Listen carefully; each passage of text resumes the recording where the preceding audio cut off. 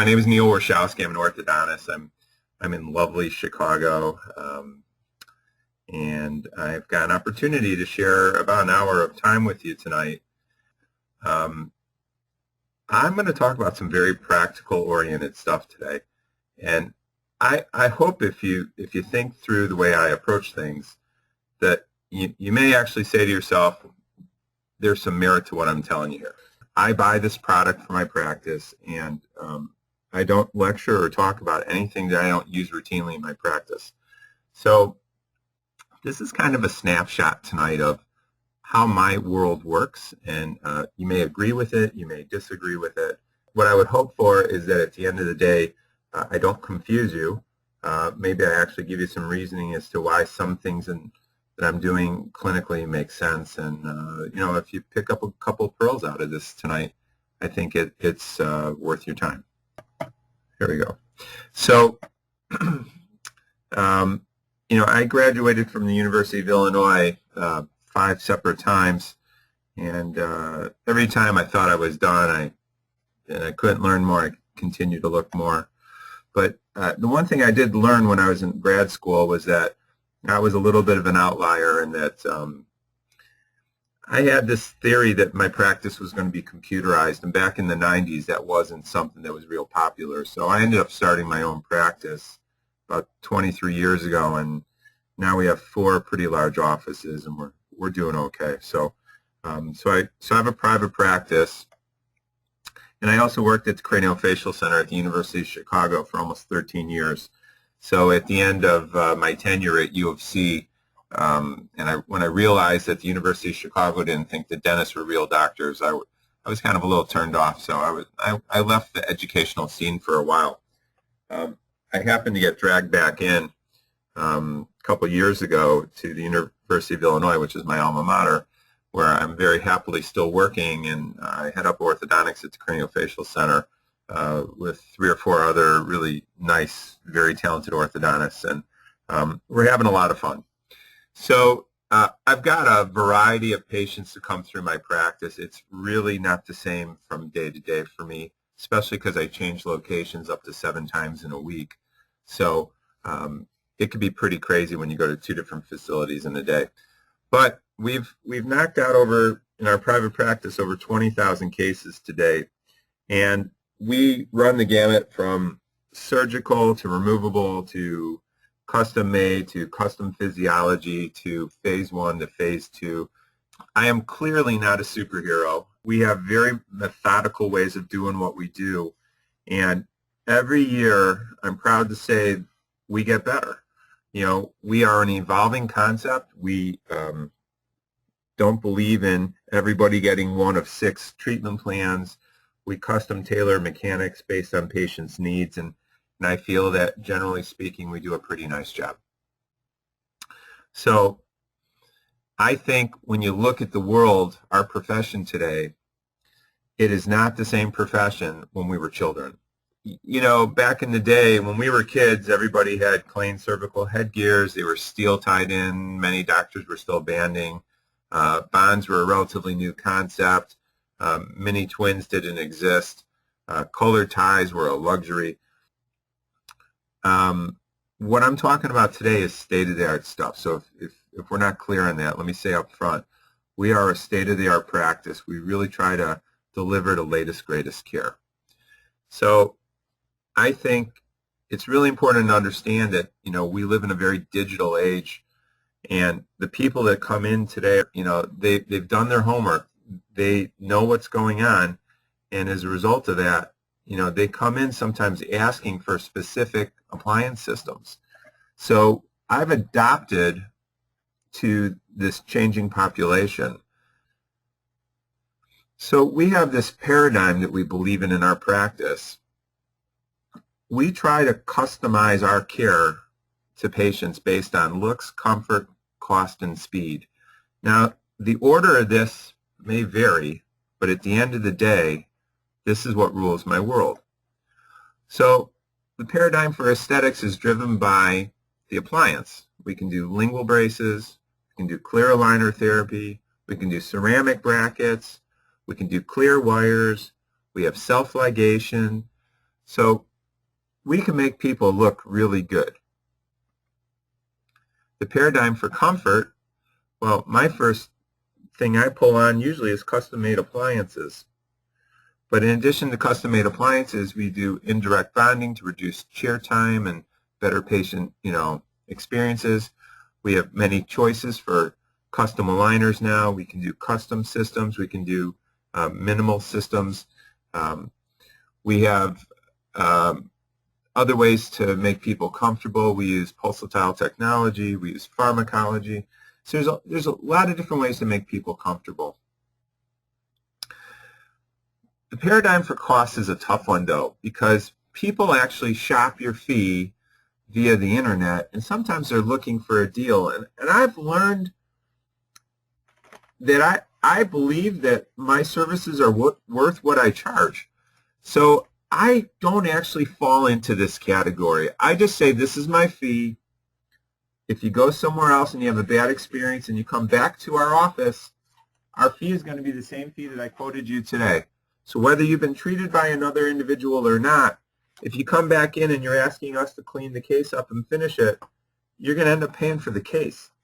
So I'm not trying to be, hold a tough line about it. I just think that, it's like if someone else makes a mess and I have to clean it up, I don't think that I should have to pay for it. The paradigm for reducing speed is the most exciting. So that paradigm for reducing speed is really kind of cool because you can customize speed so many ways now. You can do it through the appliance itself, whether it's custom-made braces like Insignia or Incognito for the Lingual, or you can do self-ligation if you believe that reduces. You can do custom-made wires like SureSmile. Incognito has the same technology. You can do micro-osteoperforations, which we're going to be talking about tonight, which is Propel. That may reduce time. You can do accelerated osteogenic orthodontics, also known as Wilcodontics. That reduces time. I just had a case today have full mouth Wilcodontics, and she came in and got her wires placed an hour after surgery, so she was a little messy today, but we do Wilco. And then you can use pulsatile technology as well as a couple other technologies as well.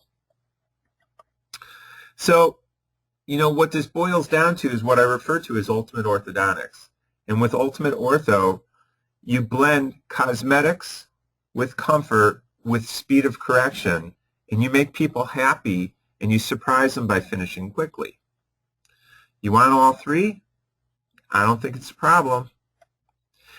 The industry itself is really pretty behind this. So if you watch the AJO, there's been multitudes of articles and research now of evidence-based guides showing that this stuff is not a fad, but in fact a reality. So it goes way back. The Wilco brothers really put a plethora of papers together from 2000 to 2006, all standing behind the idea of decorticating an area and putting freeze-dried bone into this area that was decalcified. Now, you have other techniques that are mimicking it, like SFOT, which is surgically facilitated orthodontic treatment by a couple of people here in Chicago, which is a good technique as well. And then those are very invasive techniques. So we tell people, you now have, even within the idea of changing the physiology, you have a plethora of choices from very conservative to very aggressive. So our goal right now is to attract this new patient, which we refer to as a digital omnivore. A digital omnivore is a patient that feeds their information via the internet. They do it off their cell phone. They do it off an iPad. They'll do it off a tablet, off a computer. They don't really care. They just kind of thrive to get a lot of data. And we're going to satisfy this new paradigm of how we sell by making them happy. And if you can do this, you'll set yourself apart, and your practice is going to do well regardless of the economy and regardless of how many people around you are offering the same services. So I think the one I want to concentrate on tonight is speed, because the public absolutely loves the concept of speed. It's in the movies everywhere. The Fast and the Furious was one of the funnest movies I've ever watched, and it came back like 3 or 4 times. Iron Man, everybody loves the Iron Man. He's coming back for a 5th time. Dale Earnhardt, who doesn't love NASCAR? World's #1 sport. and of course, our favorite, the Indy 500. So with that in mind, speed is sexy. So how do you do custom orthodontics with speed? If you customize the appliance, you can probably get away with a lot. But if you customize the physiology with a customized appliance, you can satisfy everybody's desires and wishes. So the lesson is really quite simple. Today, I'm not a mad scientist, but I do have a lot of options. It's a little bit like a cafeteria. You're going to come into my practice. I'm going to give you a lot of choices. We're going to talk about your bracket design. We're going to talk about the wires. We're going to talk about indirect bonding. And finally, we're going to talk about customizing the physiology around the teeth that will allow the tissue to respond faster so that we can documentably do a proper correction. This is not an improper correction, a proper correction in a safe environment with less time. So when you talk about customizing physiology, you really have a lot of choices now that you can kind of poke at, right? You can surgically prepare an area. And in those scenarios, typically, you can add freeze-dried bone on top of it, sometimes even BMP or some other proteinase to try and get the area to heal faster. That's usually plasma-based. If surgery is not really an option, micro-perforations is a close second because it's transmucosal, meaning there's no flaps, okay? But it is invasive, which causes a traumatic injury immediately around the tooth. So you can direct the traumatic zone, if you will, which is going to respond by softening, exactly how you want to design it. So only the teeth that you need to speed up will get sped up. So in theory, when you map where your trauma is going to go in these customizing physiology cases, by not traumatizing the bone around some teeth, they're going to move slower. They actually theoretically become your anchorage. So when you think in terms of anchorage, anchorage has a whole new meaning now. Not only can you add fixed appliances or TADs or headgears, now you can physiologically add anchorage by not preparing the bone around certain teeth so that they don't move as easily. So tonight we're only going to talk Propel because they're sponsoring the seminar. But from a practical standpoint, I think what I'm going to show you tonight really hits home financially. So what do micro-osteoperforations do? They create an injury, an inflammation, if you will, around a tooth, and you direct it by specifically putting it in areas where you want to go. So this was very well documented by Frost in '88 and She in '85. So we know in orthodontics that the rate that the bone remodels will determine the speed of the tooth movement.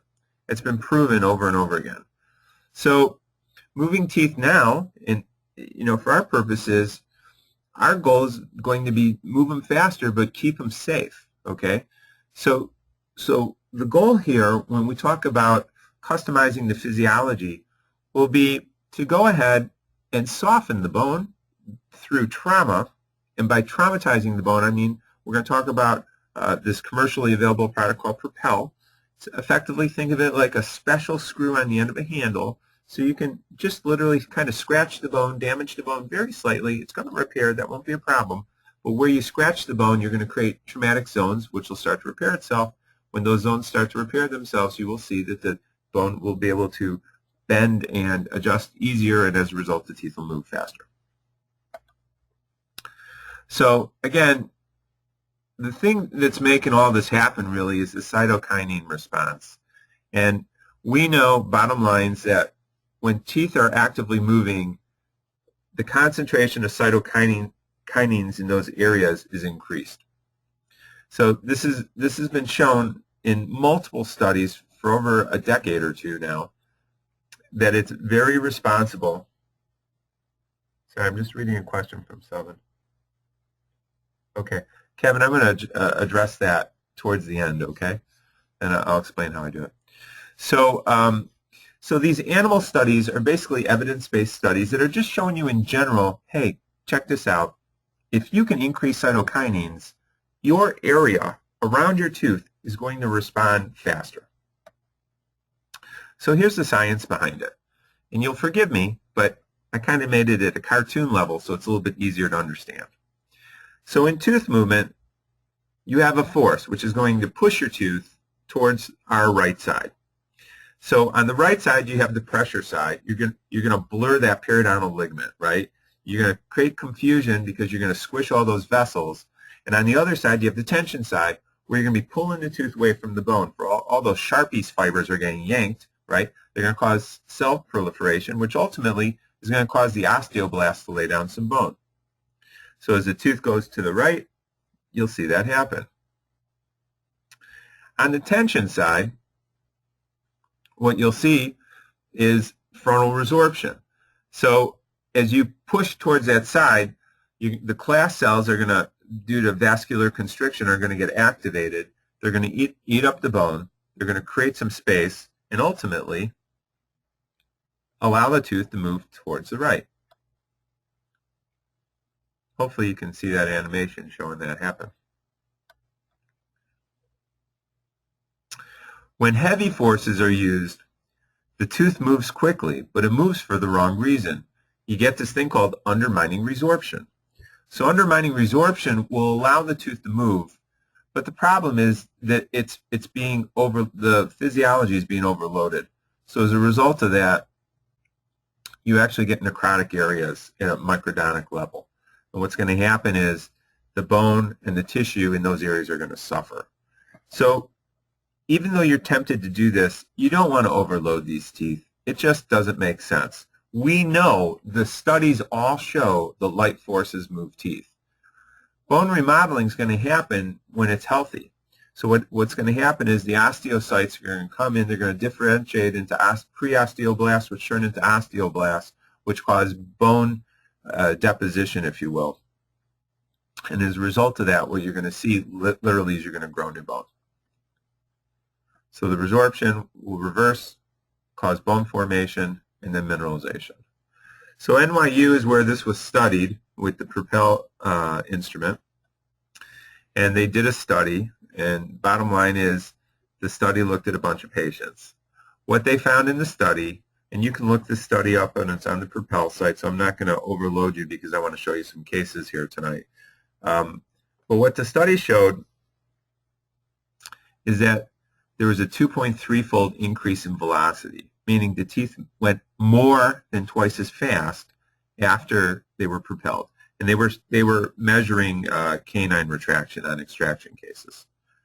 So here's how they did the cases, and then on every case they had one side that was propelled and one side that was not propelled. So they had clinical controls within each patient. So this was an in vivo study, which is hard to get these days, and it's clearly evident that the propelled sides moved faster. Now, Propel's not the only thing that can make things go fast. The light guide is I think it's out of Israel. It's kind of like a headgear. Patients put it on, they wear it for about 20 minutes a day, and it requires patient cooperation. On the right here, you see Accellident. Accellident also is patient activated, also 20 minutes a day. And that's also documented to show increased in tooth movement by about 38%. Now the big one on the Propel is, the Propels are about $150 give or take per unit. The Accellident is $1,000 for a unit. So if you're going to use these things in your practice, one of the things you're going to have to try to figure out is how do you sell this? How do you incorporate this? Because this, if you go out and buy 20 Accellidents, it's $20,000. You go out and you buy, I just bought 48 Propel tips and it was $5,000 or something like that. So it makes a lot of economical sense to really evaluate your options here. At a surgical level, we have three different options, right? Corticotomy is the one on the left. That's Orthodontics. So that's exactly what I had done to a patient today. Full mouth osseous surgery. They go in, cuts between the roots. They dimple all the bone. They really are incredibly aggressive. They fully cover the area with freeze-dried, demineralized cadaver bone, and then they close the area up, and then the patients are not allowed to have non-steroidal anti-inflammatories almost till you're done moving your teeth. A second option is piezo surgery. I've seen piezo surgery done through the mucosa, and I've seen it done under the mucosa. I'm not really quite sure which way makes more sense. I know the patients are bound to heal. I think piezo surgery makes a lot of sense when you're talking about a single tooth or two. I don't know when you're talking about full osseous surgery all the way around on the whole arch. That could be pretty gruesome to do that transmucosally. Now, the micro-osteoperforations, or the Propel system, it's kind of interesting because it's pretty minimally invasive relative to the piezo and the corticotomies. What's interesting, no flaps. We don't pre-medicate our patients unless they're being pre-medicated for heart reasons. Really, once you do it, it's, you practice on a board, basically. It's just not that hard to do. It's minimal training, and you can figure out how to do it. The piezo and the corticotomies are, I got to have my periodontist or my surgeons do it. For Propel, I'm not afraid to do that on my own, and it's really easy to administer when I'm in a situation where I can add it. Like maybe a tooth isn't moving as fast as I want it to move. So the Propel itself comes in two ways. The original device is the picture on the top on the left here. It's a blue plastic disposable handle. It's got a depth indicator on it, so you can set it for 3, 5, or 7 millimeters. And when you're screwing it into the bone, it literally lights up red when it hits whatever depth you got it set at. So I think that's kind of a cute way to tell you, hey, stop, you've hit your mark. Now, what makes this thing work is the pitch on the screw itself, on the TAD, is specific for cutting. So, and it's pretty sharp. So you can basically go ahead and do a full mouth with this thing. You don't have to worry about the screw dulling up. And then when you're done, you just pitch it. Just throw it in your sharps container. So it's got a little clear plastic sleeve that protects the screw in case you, I don't know, you bumped it or somehow. But the bottom line is this is disposable. The second generation of it, Accelerator RT, removable tip, is a autoclavable aluminum handle, if you will, and then the actual, I call it the blade, the plastic blue, the royal blue plastic piece with the screw tip in it, that is disposable. So I think the tip construction is very similar to the original driver. The difference here is it's cheaper because you're not throwing away this whole handle. So in my mind, the cost is irrelevant because you're going to have your patient pay for it. But I happen to like the removable tip better. I just think it just makes more sense. It's easier to stock. It's a lot smaller. And there's just less waste with it. So the patient benefits of micro-osteoperforations is that it's minimally invasive. Not only that, but the technique can be done chairside, and you can use it with anything, whether it's aligners or braces, a tooth that's just not responding, you're uprighting a molar, you're intruding or extruding. It just doesn't matter. It just makes the tooth move easier, and it saves me from getting more gray hair, which is a little late for that, but whatever. For the practice benefit, it's definitely cutting edge. We sell ourselves as a cutting edge practice. And it allows me to be able to do, I joked around about being a superhero, but I got to tell you, people ask me to do some stuff which is really kind of crazy sometimes. And I'm like, I don't know if I can do that. So people are not afraid to ask me to do stuff that's really, beyond what I think is my capacity, but yet at the same time, I get asked a lot. So what the Propel allows me to do is it allows me to take difficult moves and make them predictable. And when I'm selling cases, I have to tell you, I don't think twice to suggest Propel at this point. I'm not telling you this as a salesman. I'm telling you this as a guy in the trenches who goes to 4 offices in a university 6 days a week. This is something I use everywhere because it gets me out of trouble. It gets me through my cases faster. I can sell speed. And no matter what, I know I'm not going to damage the tooth when I've physiologically adapted my area for the desired move, meaning to go faster. Okay, so hang on here. I just want to go back to this. So using the Propel technique, here's what I do. We evaluate the area that we're going to propel, and in my case, I have cone beam. So I'm looking at this thing on a cone beam. So I'm going to evaluate the x-ray, then I'm going to look at the tissue, then I'm going to feel for my roots, and I'm going to mentally plan where I'm going to put my perforations. Most of the times, I get away with just 2 perforations per side of the root. If the tooth is long enough, I'll do 3. I don't get really excited about getting really deep in the mucosa because the patient becomes very uncomfortable afterwards. In the areas where I think like I've got a large enough area, instead of doing 2 or 3 on top of each other, I'll make a triangle, and I'll do 1 on the top, 2 on the bottom. Once we go ahead and do this, and we decide we're ready to go, we'll have the patient rinse out with Paradox. Or more likely, one of the things I like to do now is we swab the area with a product called Concepsis, which also is a chlorhexidine, but it comes in a syringe from Ultradent. So it's just very convenient. It's easy to direct the chlorhexidine immediately in the area where I'm going to be working. So I like it because I antiseptically clean my area 2 times. I do my propelling, and then after I'm done, I take my antiseptic and I go over it a 3rd time.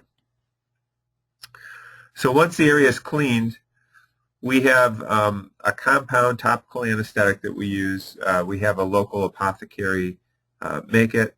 It's a combination of 10% prilocaine, 10% lidocaine, and 4% tetracaine. Now, you can make a couple different scenarios here for what works and what doesn't work. I don't really care. If you talk to your Propel rep, they'll give you a.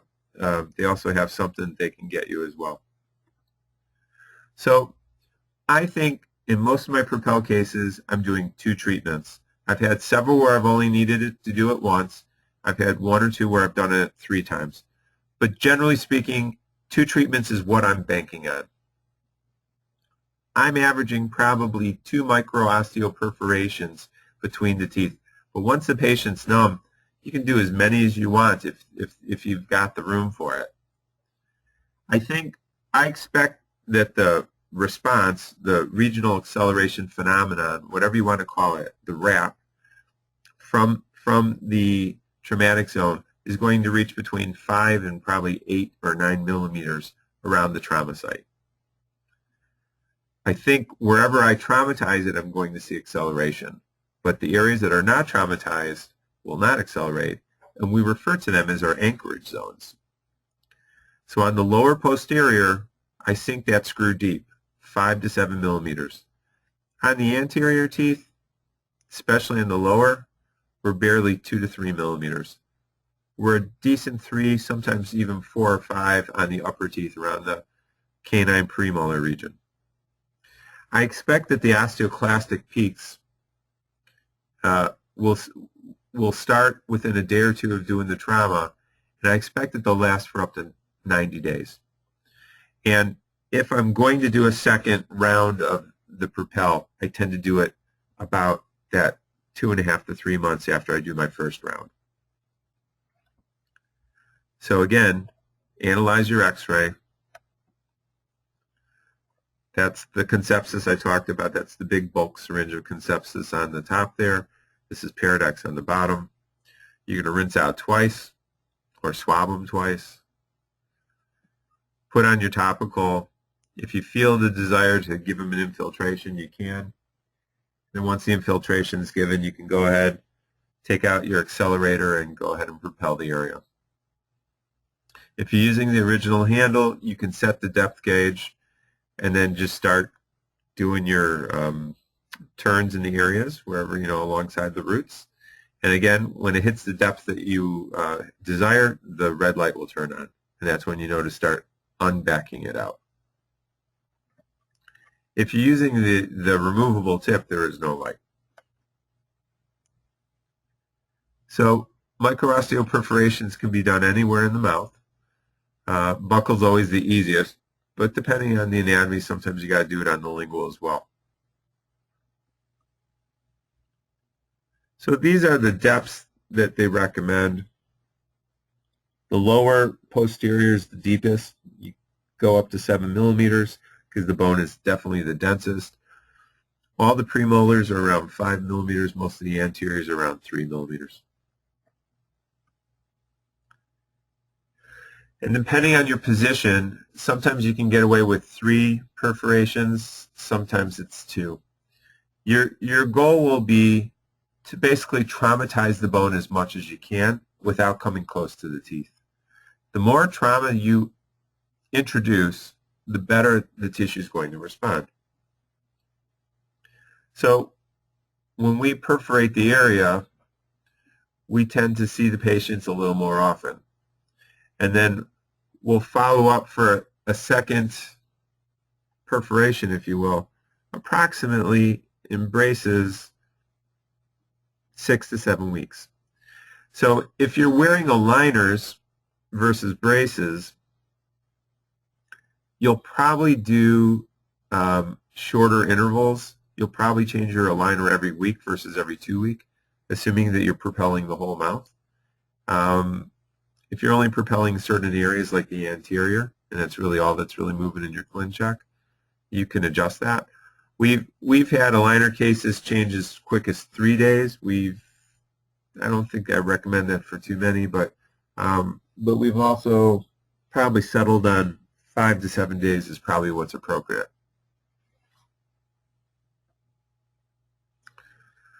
So we want to do the same mechanics whether the area has been propelled or not.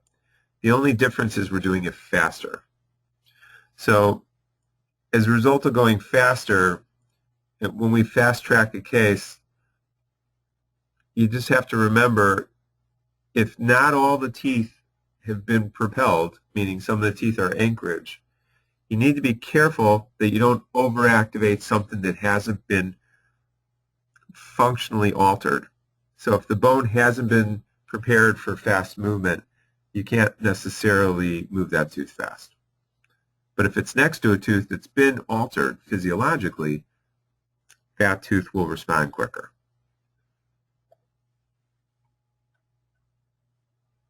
The real kicker here is that you can't have any NSAIDs. So the drill hole, or the micro-osteoperforation, what it's really doing is creating inflammation.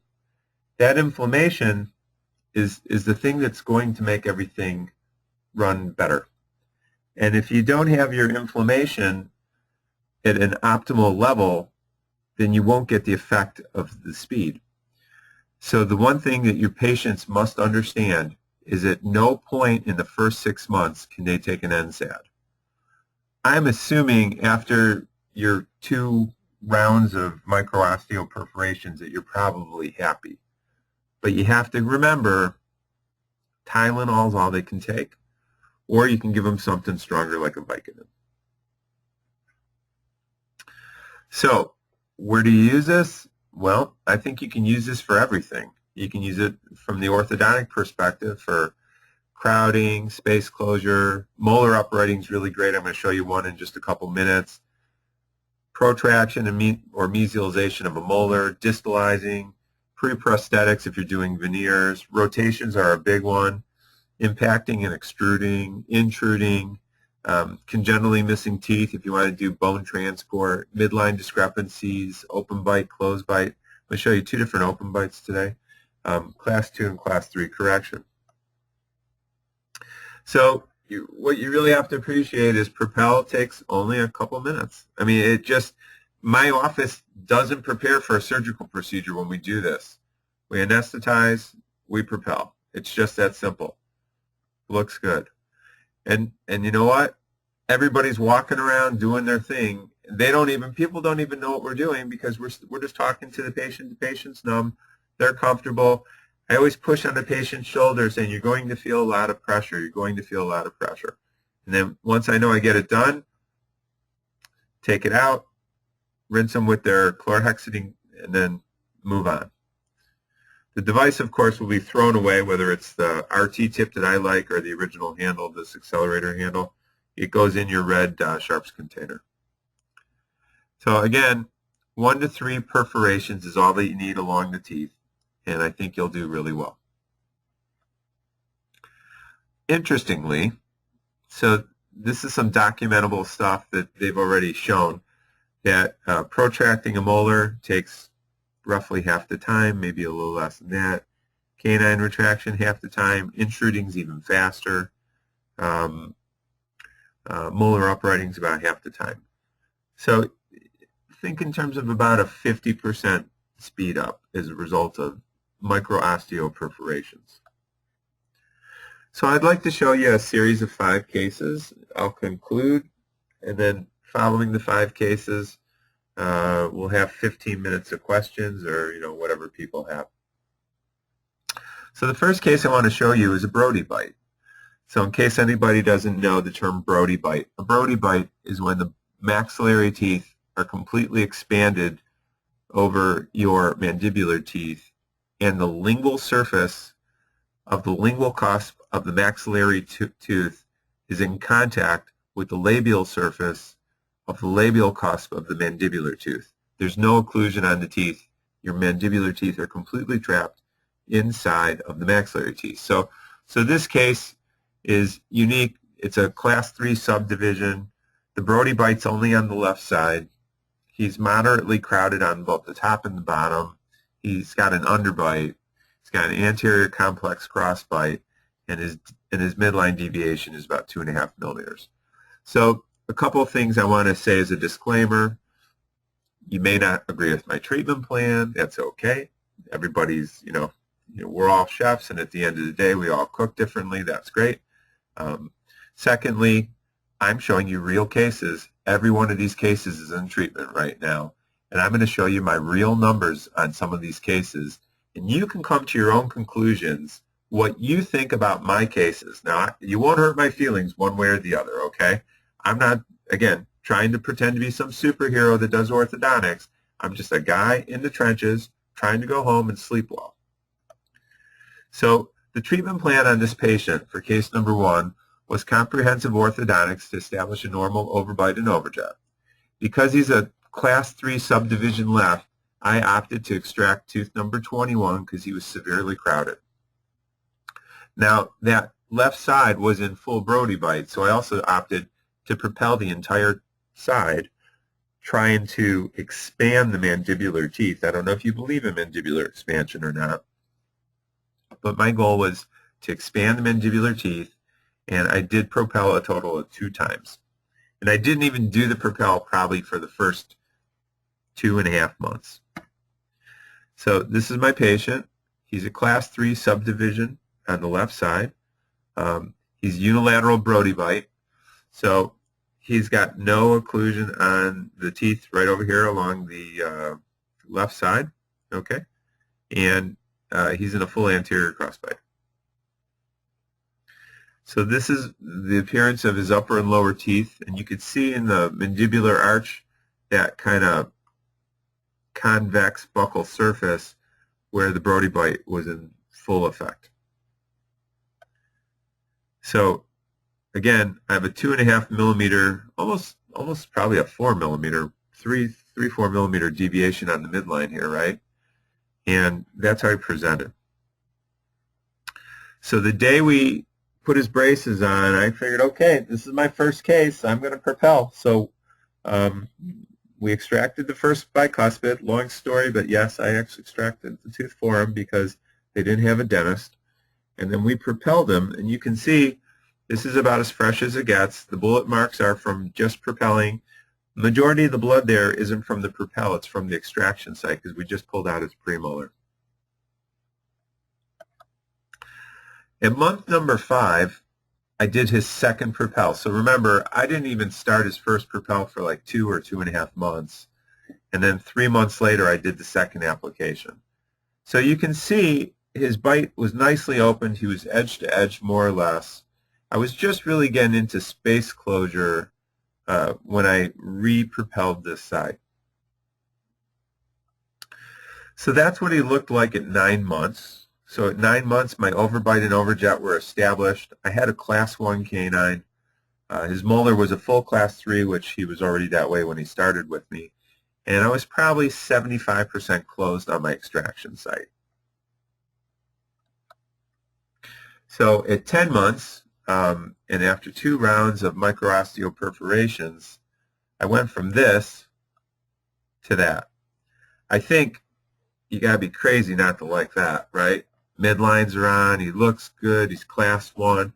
I got a little bit of space to close, but I've only been at it 10 months. Now this, remember, this is my very first Propel case, and I was a little gun shy, so I was a little conservative. But this is what he looked like at 10 months. Solid class 1 on the right, solid class 1 on the left. I had a little extra space, and his midlines were on. So as numbers go, his case is going to be finishing 2 weeks from now. So if for some reason you get to see me at the AAO and you want to see the results, or maybe I'll have it in a presentation possibly, because I think I'll be at the booth at the AAO, you will see this guy's finished results. And I have to stand by the results here and say, this is a pretty good case. So here's the numbers. Here's the numbers the way I see them on this case. And you can tell me if you agree or disagree on this, but this is what I'm seeing right now. So here's his occlusal changes. He had really good arch form. Everything was, his torque on his lower incisors were off a little bit, but he showed okay. So we're predicting this case to be done in 18 months as opposed to 24. We told them they'd be done in 24 because I didn't really know what I was getting into, and 2 other people told him he needed jaw surgery. So, so we finished our case with a 25% reduction in time. So how did that affect me financially? I think you really need to pay attention to this because this is going to prove my point. Remember, this is my first case. So my standard case fee was $5,860. We tacked on $500 to our fee. These are my real numbers, okay? I'm kind of pulling my pants down here and showing you what we charge and how we're going to work this case out. So for round numbers, I'm saying the Propel items cost me $300 because I bought 2 of them, okay? So he paid me $500. It cost me $300. So at the end of the day, I'm still $200 ahead of where I was. And the reason why I did that, I didn't care to necessarily make money on the Propel. I just thought I needed 3 rounds. So I charged $500. So in a standard case, my 18 visits would take me 24 months.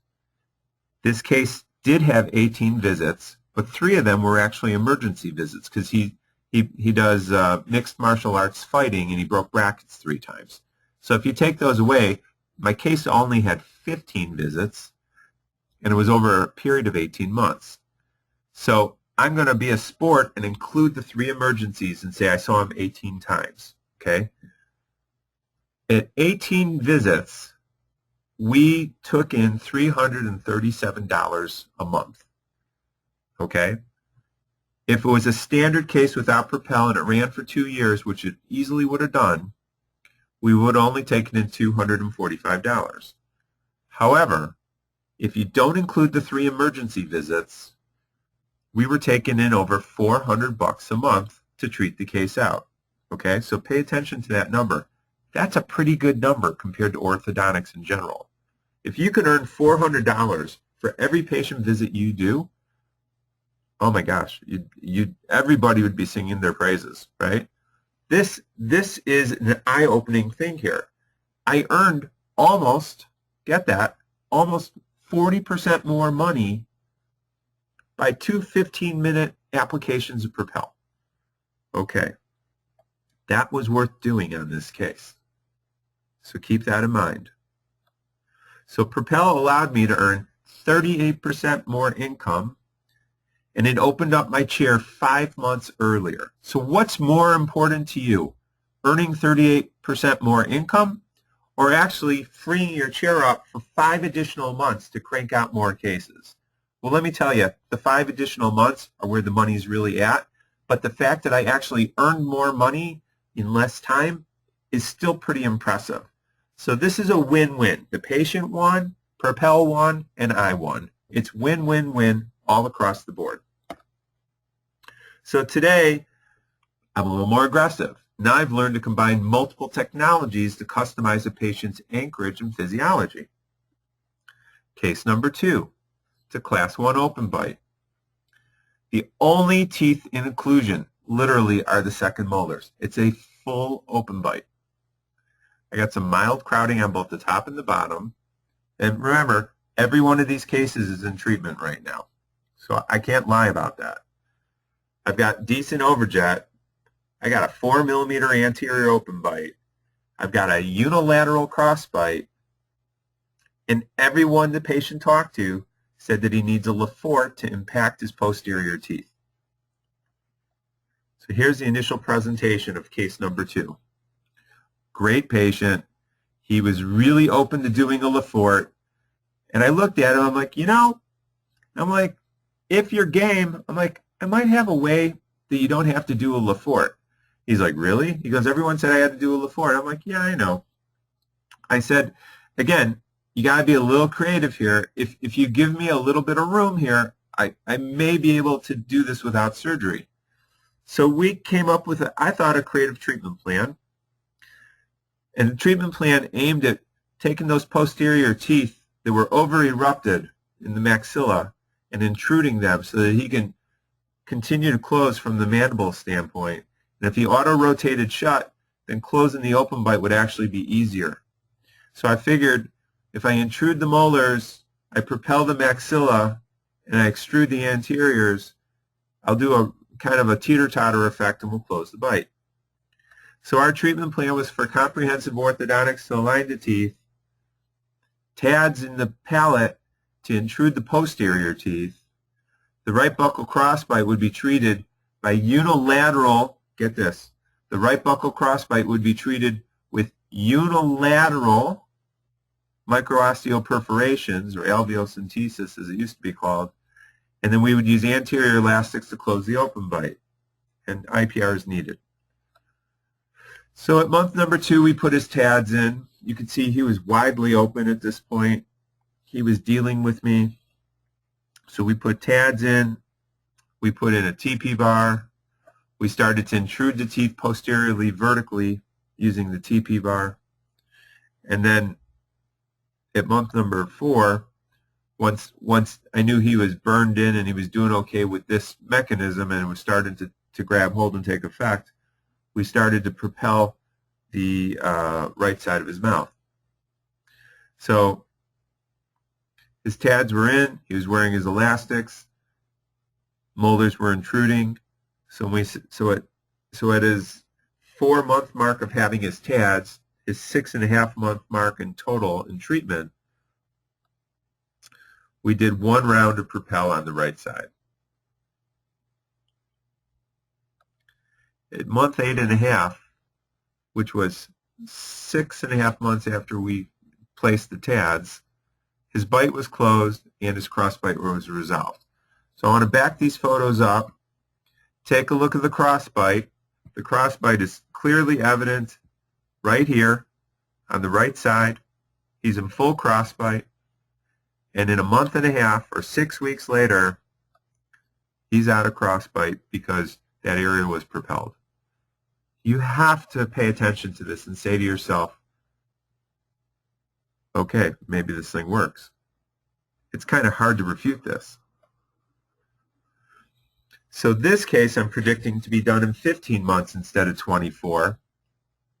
So instead of a 25% reduction in time, this guy had a 37.5% reduction in time, and again, didn't have jaw surgery.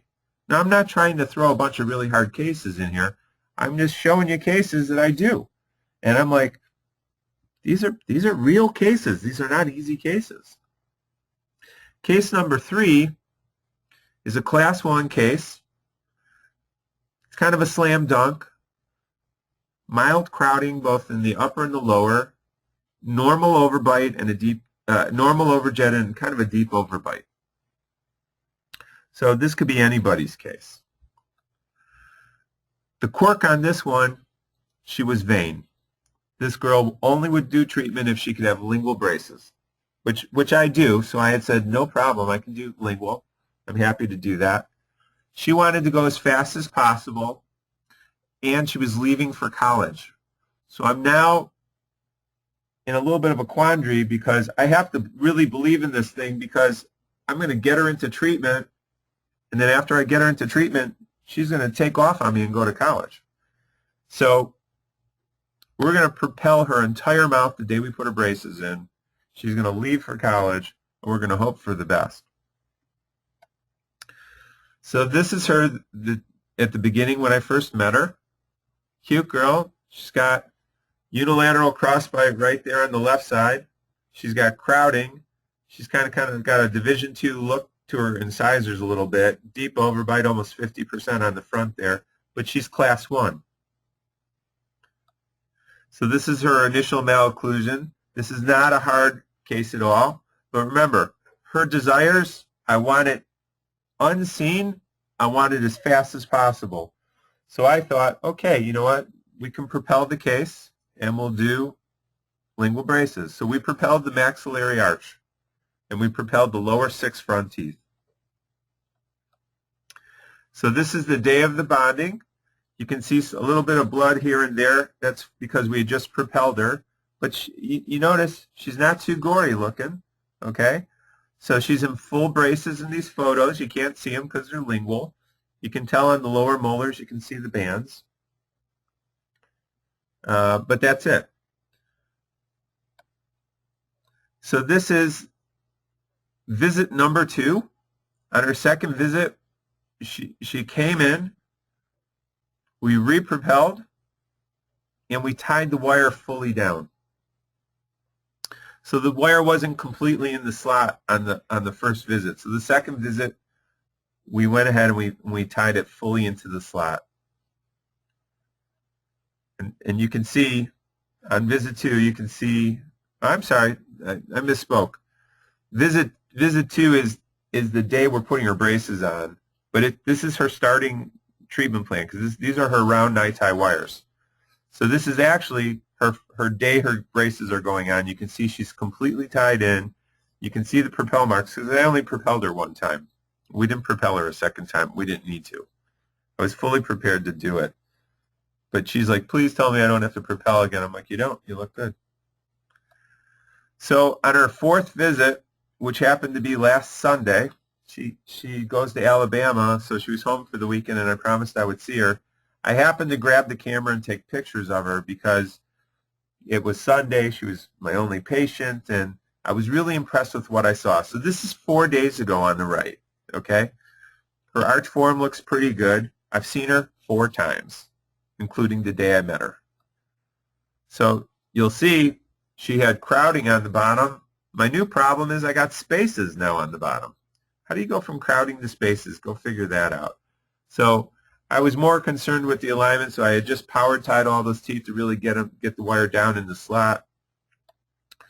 But if you look at the overbite and you look at the control of her teeth, you have to say, for working on her 3 times, pretty impressive, okay? I think this is pretty impressive. I don't have more than 2 hours on this case. I mean, legitimately. So it's pretty nice looking. So in 4 short visits, the overbite's gone. The overjet's almost corrected. I got a little bit of space to close in the lower arch, and it will be corrected. My crowding is resolved. My midlines are on.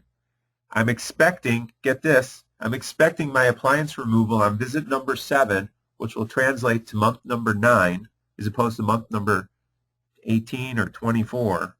So I think I've cut the time on this case. If you call this an 18-month case, I think I've cut the time on this case in half. Case number 4, a little bit different. It's a class 1 unilateral crossbite on the lower left. Both mandibular first molars are missing.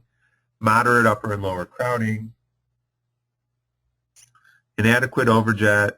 complex crossbite, midline deviation. So I'll speed up so we don't run over too late. So my treatment plan for her was to do what's called a hybrid. We're doing lingual on the top and labial on the bottom.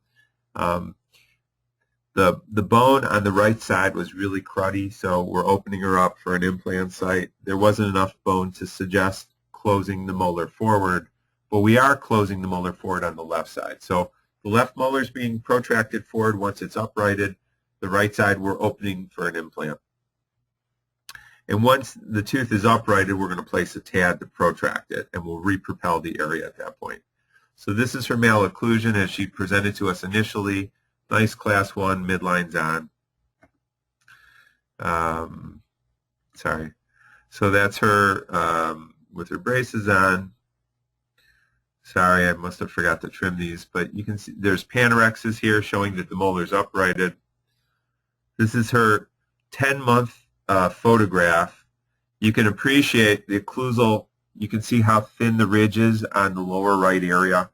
On the lower left area, the bone looks pretty good, okay? And if you look at this photo, this photo is the be-all tending photo. On the right side, you see the molars uprighted. The crossbite is actually gone. On the left side, you see how she started. She was in full crossbite with the molar tipped. It's kind of interesting. So I haven't even seen this woman that much. And again, you know, the Propel wasn't done on the first day, but the molars have nicely responded. I'm getting ready now to just protract that molar forward, and we're going to close the space. So, you know, it's just a nice clean case. Everything's in control, and you know, and I'm happy with where I'm at. So at month number 10, my molars are fixed. They're uprighted, and my crossbite's resolved. So at this point, I just got to put the screw in and pull the molar forward and maintain my class 1 as my space is closed. So my last case I want to show tonight is it's a class 1 bilateral crossbite with severe anterior open bite. And this is a really interesting case because I already showed you one open bite that was due to maxillary over-eruption of the first molars. This case is kind of interesting because this case isn't over-erupted. She just has an anterior open bite, probably due to a tongue thrust or something, but it's massive. So she had almost no crowding, so I thought, oh, you know, this is really kind of a fun case. We might just be able to close it straight down. So this is her initial malocclusion. You can see she's got a little bit of recession on the lower anterior teeth. It is what it is. But, you know, it's just a big open bite. And she's got crossbite of both molars on the lower. You can see that in the middle picture here, she's in crossbite here. She's in crossbite here. Unlike the first open bite I showed you, she's not really over-erupted per se in the posterior. She's got a little vertical growth here for sure. You can see the anagonial notching and stuff. But from a practical standpoint, she doesn't show any teeth when she smiles. So when you see this image, it would look nice if she would show some more teeth, in my opinion. So I thought this would be a good case to try doing Propel on. So our treatment plan was comprehensive orthodontics. We weren't going to use any TADs, no TP bars, nothing fancy. The bite's just going to close through regular old vertical elastics and, you know, and micro-osteoperforations of the buccal cortex around these anterior teeth. So IPRs is needed, obviously. Again, multiple doctors have told her that she needed to have jaw surgery. She just didn't want to have jaw surgery. She's a mom. She works full-time. She's got 4 kids. All 4 of those kids are going to need orthodontics, and thank God she loves me, and she's going to bring them all to me. So here we go. So month number 2, this was our first application of Propel, and you can see it's not so bad. I mean, this is what it looks like. We just did it. Her braces are on. You know, we're still working out rotations on all her teeth. All looks good. So at 14 weeks after doing Propel, she looked actually pretty good here, okay? Her bite's closing down nicely, so that's about the time when you'd pull out and do it a second time, right, because she's at 3.5 months. So that's the change that we see at 3.5 months. I haven't tried to really fix the crossbite yet, but I have. So I have a NiTi expander on her palate. So from the inside, I'm pushing out. From the outside, I've micro-perfed all the bone around her buccal teeth to try and get those teeth to soften up so the whole arch would expand. Here's her second visit to Propel. Sorry we didn't get a chance to rinse her out really well. Here she is at month number 5. This was last Thursday. So one of the things you'll know about me is my pictures are honest. We just shot these photos. She's completely closed in 5 months. Okay, so right now we're predicting that her case is going to finish in 9 months, somewhere between 9 and 10 months. Okay, so this was a very real case. She looks good. By the way, she's a great patient. She's completely cooperative. She's been wearing her crisscross elastics. You will not see a crossbite of the teeth here because she's done a very effective job wearing her elastics, and her crossbite is now resolved. So I'm just closing space right now. Add on the second molar brackets as needed, and and wrap up. So if we finish the case at 10 months as opposed to 24 months, that will be a 59% reduction in chair time. Now, I may finish her at 9 months, and I think it's kind of believable that I may get it done in 9 months when you see that I'm only at month number 5 right now. So one of the things you're seeing through my story tonight is my use of the Propel is getting more aggressive as I'm starting to understand it better. So look at this case now. I charged $65.80, which is my adult fee. I only charged her $250 for the 2 Propel blades, okay? And let's say, again, that my Propel costs are $300. Like, I actually undercharged her for my purposes because when I have an add-on thing to my case, I make sure my patient fee covers it. So we did a bad job here of pricing the case. And I think probably, in all honesty, I gave it to her because I really wanted to do the case. And I made sure my fee was below $7,000 because I didn't want to blow her mind. So anyways, right now, I would have said at the very least that this case would have been 18 visits over 24 months. Right now, we're suggesting she's going to be a total of 12 visits over 10 months. And if that turns out to be true, which I'm pretty sure it will, look at the earned revenue per month on that bottom line. That's a number that you don't see very often. $653 a month for fixed appliance therapy. That's a pretty good number for what you're earning per month doing orthodontics. If you do that on every patient throughout the day, well, then you really need to be standing in front of a room of people explaining what you're doing, because I want to be in the room listening to you. Now, this math is even more exciting than the math on the first case, and I was all jazzed from the first case. So I think when you look at Propel, what Propel is letting you do is to take precarious tooth movement and do it at a predictable level. It's just hard to argue why you wouldn't want to do this. It works. And what's more appropriate is the teeth are safer as a result of it, and you're getting the speed out of it. So it's not just that we're doing a hard move. We're doing a hard move quickly. So I like to think that I'm a creative person, and I really kind of noodle a little bit when I start thinking about treatment plans. And I don't like to give the same 6 treatment plans to all my patients. I think this has a lot to do with how creative you can be.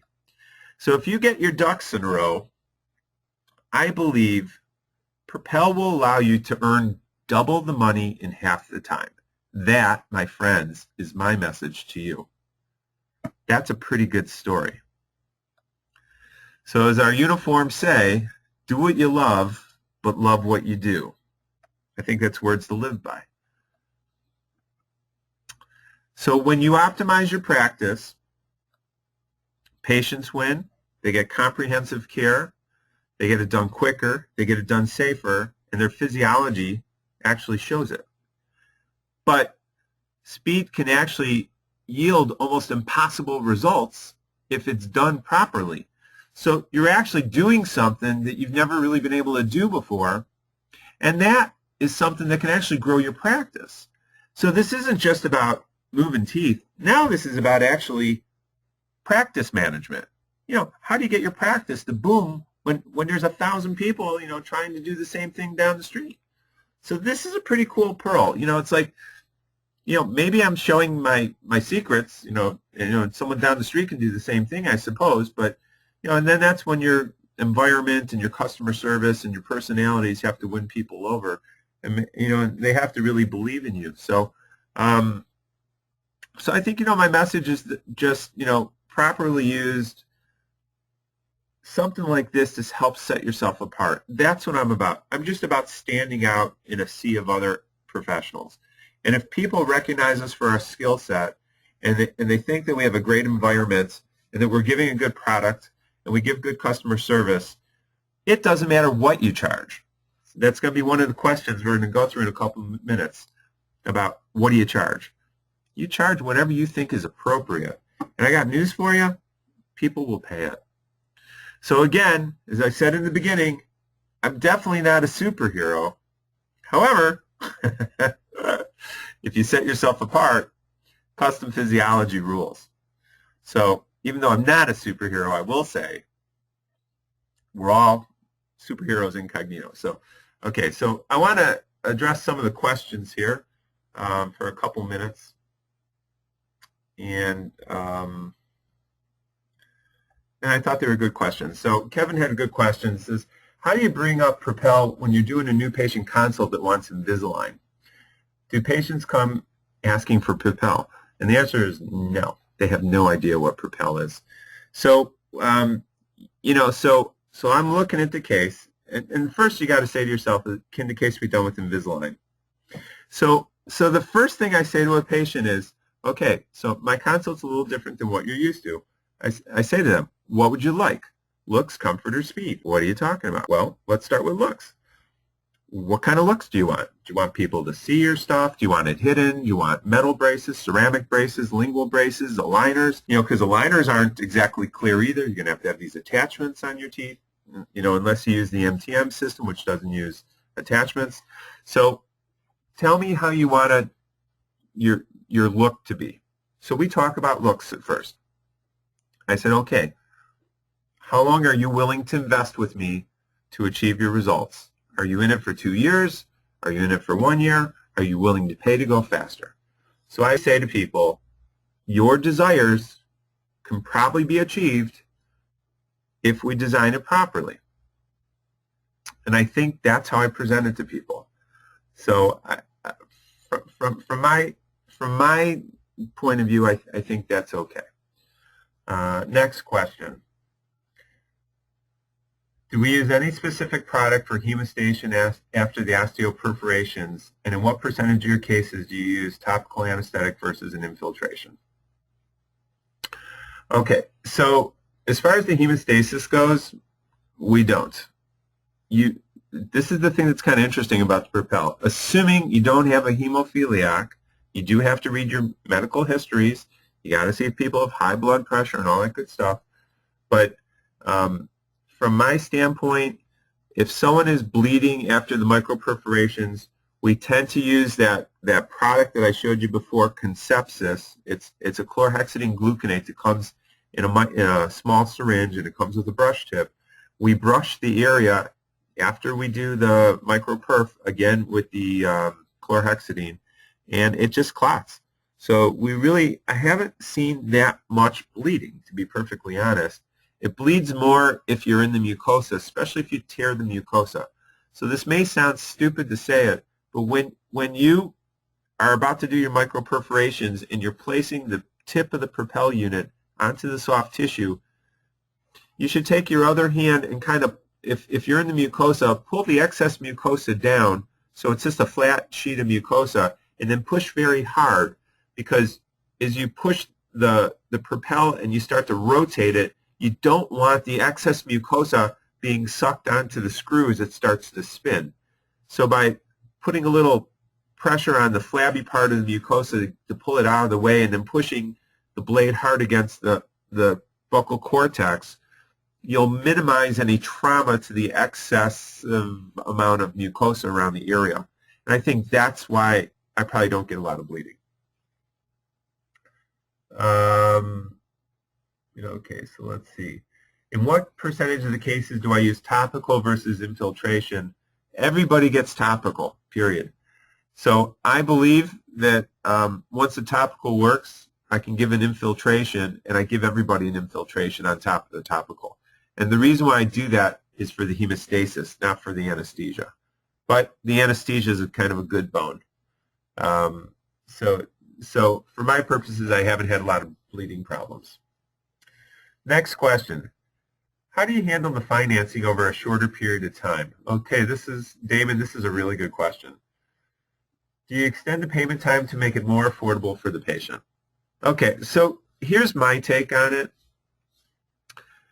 We tell people up front when we write a contract, we'll do anything that you want within reason. You got to put a deposit down, but we're willing to finance you.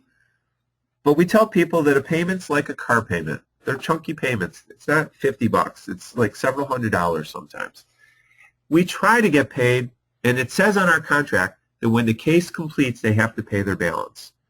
But if I know that someone's been very good, they've made all their payments on time, and let's say they got 4 or 5 months left of payments, and they've been very good, but they absolutely don't have the money or it's really going to financially stress them, I do roll over and I accept the fact that they're going to have to continue to make payments to me. And the only thing I say to them is, I say to them very bluntly, I said, you know what, just please continue to pay your bills. I know your braces are off. I know you're going to be in retention. You may be tempted to not pay us your balance, but we have a large overhead. We have a big staff. This is not about me making money. It's just about doing what's right. So I'm willing to extend that to you if I have to. And oftentimes I'll extend it for 1 or 2 months, and then someone will come in and say, hey, good news. I just paid off the rest of my balance. You're really nice. I just wanted to let you know that.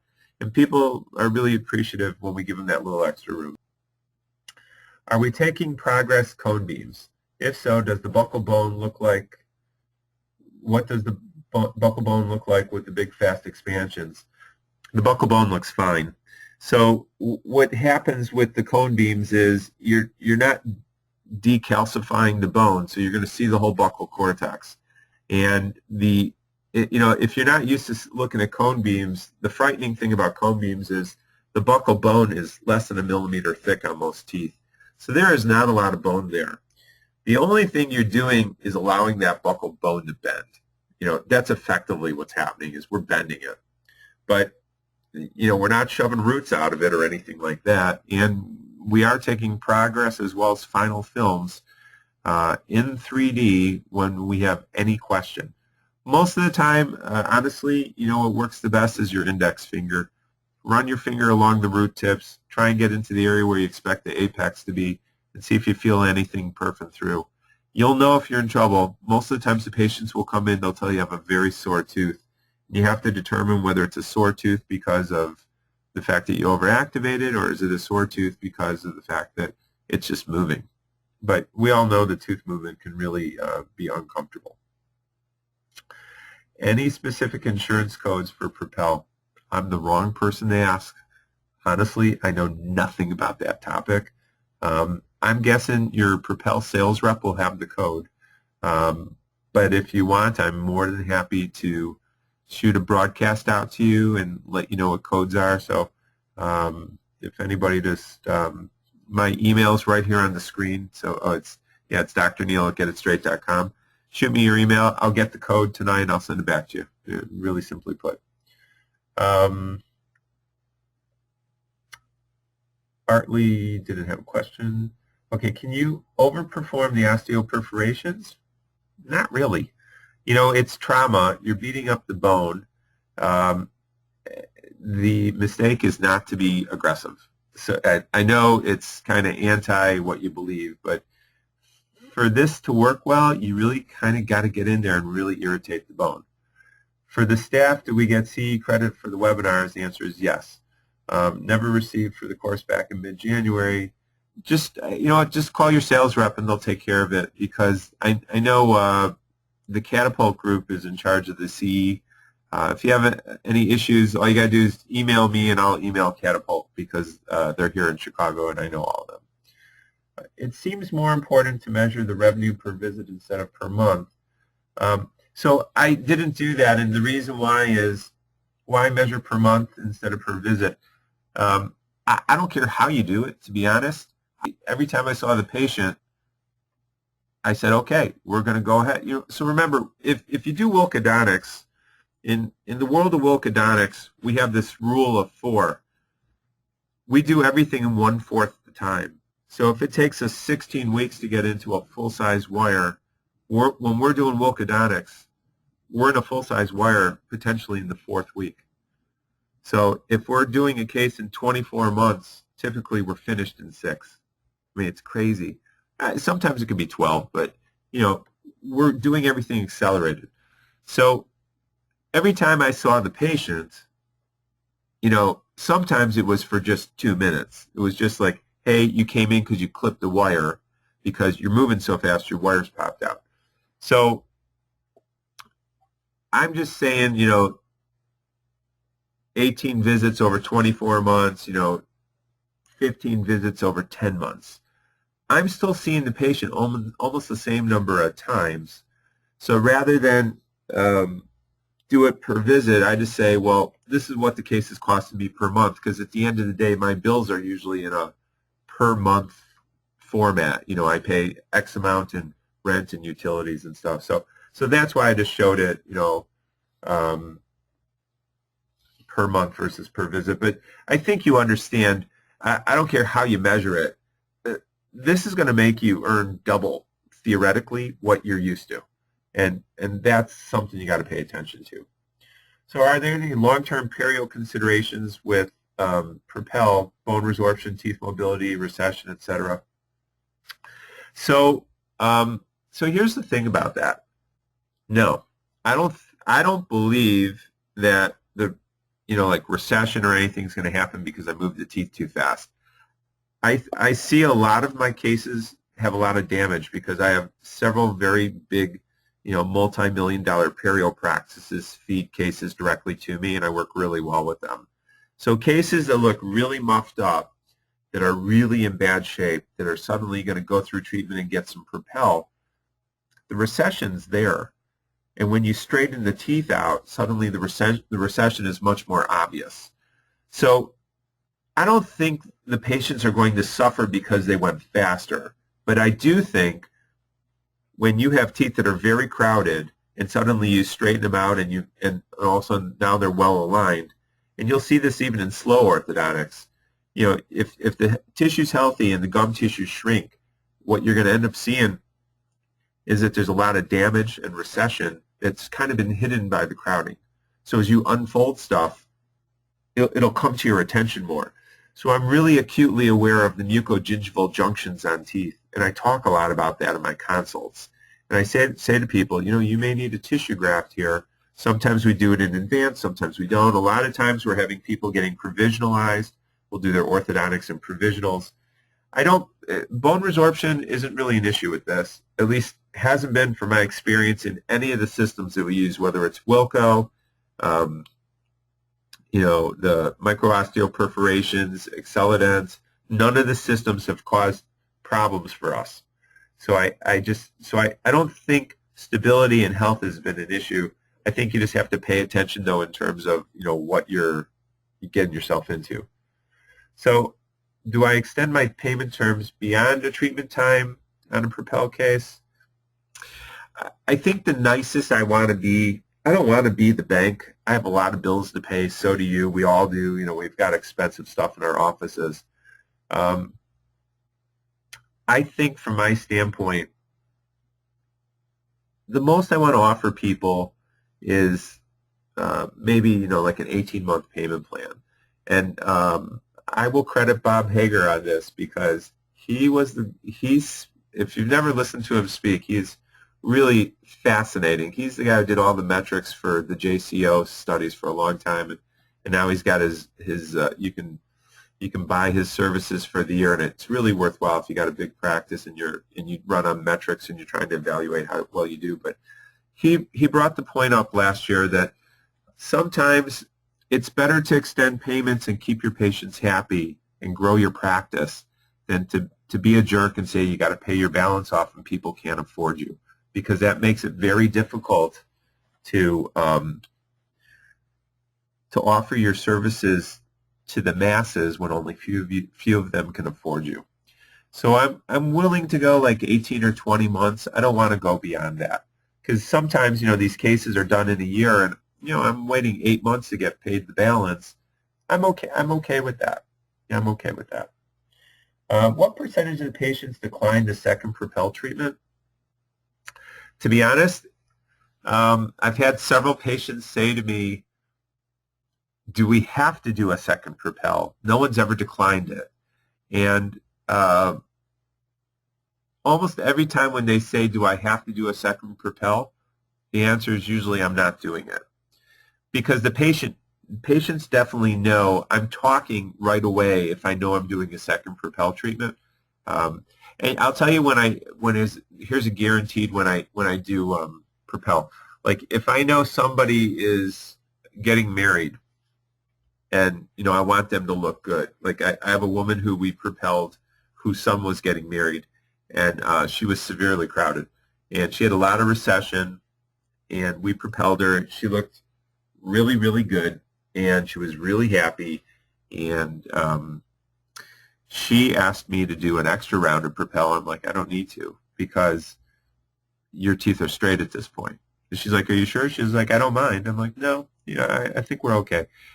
I think in general, most of your cases are either going to be one or two. I showed the blonde girl with the crowded teeth. She was one round. Somebody with the Brodie bite, he was definitely two. Sometimes even you can think of even doing three. So I think that's the blade really has a lot to do with the number of times you do it will really be the difficulty of the case. Would quicker relapse happen for propelled cases as a possibility? I don't think so. That goes back to does any of this acceleration phenomenon? I personally think that I see quicker relapse on an Invisalign case. And you can either agree or disagree with that statement, because I think there's a lot more tipping involved with aligners. So my new mantra, I believe, with lower crowding in aligner cases is you're going to see a Propel out of me. And I think it's for stability reasons. And the real kicker there is I want my cases done faster. So, aligners were always sold with this. They were sold for the longest time to us as this, oh, it's easy and patients are going to go in and out of your practice and you're going to make a lot of money. And the reality is, I don't think that's true. I think some of these aligner cases hang on and haunt you. So I think something like Propel is a blessing because it can really make your cases run through the practice a little bit easier. Let's see. Can you use the same blade twice for the same patient? That's an excellent question.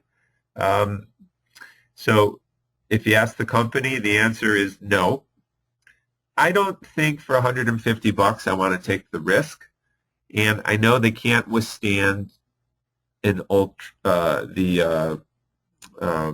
autoclave that the plastic parts are designed to melt. So my suggestion to you is don't be cheap. If it costs you twice, charge your patient twice. So I don't care how you charge them, whether you charge it all up front or you just say we just charge you as we do it. You can charge a premium for it and just say, acceleration costs this amount. If you want to go faster, that's the fee. Or you can charge per visit. I think offering acceleration is a huge asset to your practice, and you'll just have to figure out in your community how to charge it. Do I use a separate informed consent for Propel? That is a really great question. And the answer is no. We have one big, scary informed consent, and it is big. It's 4.5 pages long. It covers every topic in our practice, including Propel and Orthodontics and TADS and the whole 9 yards. So I wouldn't have a problem with you doing your own consent just for that, but if you forget to give it to them, it becomes a problem. So we're more creatures of habit, so we just felt that one big informed consent that covered everything was great, because then we didn't have to come back and get a second one signed. I do believe if you ask your sales rep, they will have the verbiage that you can place into an informed consent, or they'll have a separate one for you to use. Practices who extend payments into retention are more profitable. Yeah. Thank you, Bob Hager. Thanks for the plug. You deserve it, Bob. True and North, it really is good stuff. And he proves it out. His statistics are right. It proves it out that if you're nice and you can literally extend your payments, you'll grow. I mean, you'll do well with it. And it's just, we do our best to try and get paid on time. We auto debit people's accounts now. We don't want to get paid in cash. We don't want to get paid in checks. We just want payments coming automatically to us. So we do a lot of stuff automatically now. So and we tell people this much is true though. We wrap the cost of the Propel into treatment. We will not wrap the cost of an Accelident into treatment because it's too much money. We make people pay for that up front. And that's just how we do it. Last question is, how do you decide which cases to Propel and which to use an Accelident? Great question. It really, I don't know. It's more cost effective to use Propel. It really is. So that's a big message that we tell a lot of people. The Light Guide is going to come to America pretty soon. I'm not sure which of the companies is going to really carry it, but you're going to see another system come out, which is going to be another big expensive system. I like Propel for 3 reasons. First, the price point is very reasonable. So if I'm in trouble on a tooth, sometimes I'll just pull a Propel blade out. I won't even charge them because I just want to get a tooth to finish so I can get out of a case. The second thing about Propel is when you go to sell it in your technique of presenting it, if you got something that costs $1,000 and you got something that costs $250, it makes the $250 item look very affordable. When you take that and then say, and by the way, I'm willing to wrap that into your mechanics fee so you can pay it over 18 months, and it turns out to be like an extra $20 a month or whatever, people are very accepting of it. So I think, it a lot of times has to do with, the economics of the case. But specifically, if the quality of the bone is good, and I'm not necessarily trying to jiggle everything loose, I use both, and sometimes I use both on the same case. So it's just, you'll have to determine that yourself. I don't have any good answers to that, other than to say most of my aligner cases, I tend to lean towards an Accelident, not for any other reason than they tend to be kids, and I don't want to scare a kid off from starting with me. And as simple as the Propel system is, I think as a layperson it can be a little daunting. So I want to make sure that the people that are talking to me really appreciate it for what it is. So I will show them finished cases and show them the types of quality of the moves I'm talking about to get them over the hump of fear if I have to. But generally speaking, I have had low issues when it comes to getting people to accept stuff. I've had a real successful run at selling speed in general. So what's the difference between using a TAD to make your micro-perforations and Propel? That's a great question. Well, number one, a TAD is designed to be used one time. So I'm not sure if you've ever had a TAD break off, but it's a really unpleasant experience. And if it breaks off and you somehow get hauled into a court of law or get deposed, and you're not lying, you have to say to somebody that potentially used it more than one time, which is not what a TAD is designed to do. The TADs are designed legitimately to be used one time. So the pitch of the thread is different. The sharpness of the tip is different. the top of the head and the driver that's holding it is different. So there are a lot of very real differences. Can you massacre somebody and get a tad and do a bunch of holes on them? The answer is yeah, sure you can. But you're going to do a lot more damage potentially to the bone. And trauma and damage are two different things. Like, your goal isn't to hurt the patient. Your goal is to get in as sterile as possible manner to, create your micro-perforations and to, to just, get what you need done, finish as quick as possible. So that really goes well when the tip of the screw is sharp. So if I was in a pinch and I was propelling somebody, and let's say we ran out of blades, would I consider maybe using a screw? Probably I would consider it, but most likely I would tell the patient, honestly, I ran out of them and you're going to have to come back next week to do it. I just don't like, there's certain things I'm willing to punt on, and that would not be one of them. But, I think my message is clear. This thing helps you make money. This thing helps you set yourself apart. It's an asset in your tool bag, and that's really my bottom line. It's just a way to make people believers. And at the end of the day, nobody knows how good you are. People just understand if they like you and if they believe in you. Your goal is not to screw that up. So I really appreciate everybody sticking it out for me and listening. If you have any further questions, feel free to email me.